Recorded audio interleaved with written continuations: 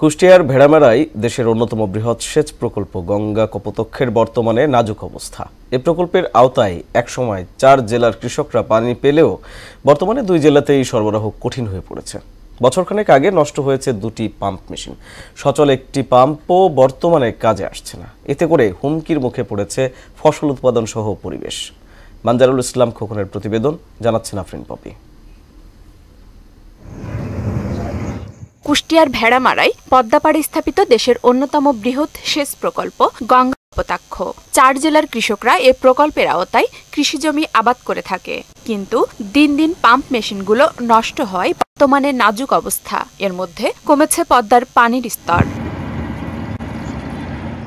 নষ্ট pump machine সংস্কার না করায় কৃষকরা পড়েছে বিপাকে। বিঘাপতি 280 টাকায় বছর জুড়ে সেচ সুবিধা পেলেও বর্তমানে অনেকেই বঞ্চিত হচ্ছেন এই সুবিধা থেকে। সরকারি পানি পালে আমাদের খরচ কম হয়, আর যদি আমরা তেল খরচ করি, পানি দিয়ে মেশিন দিয়ে তুলি ওই আবাদ করি, তাহলে তো খরচ বেশি হয়। প্রায় গতবার পাইনি, ধান আবাদ করি তাই আমরা আবাদ করতে পারিনি, এই ভুঁইখাত পড়েছিল।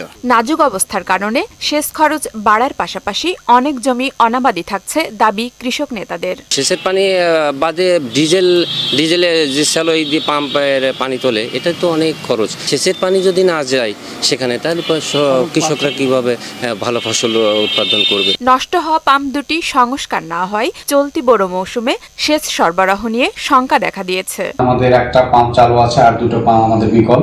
সুদবিহীন ব্যাংকিং এ আত্মশুদ্ধির পথ এনআরবিসি ব্যাংকের ইসলামিক ব্যাংকিং আল আমিন।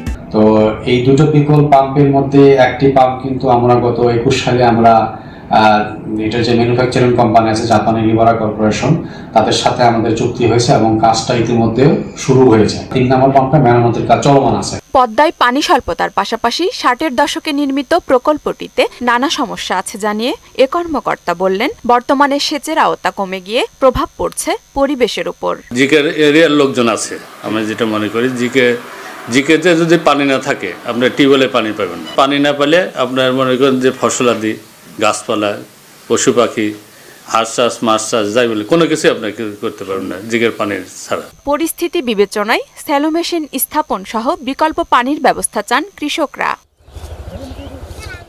আফরিন পপি, মোহনা সংবাদ।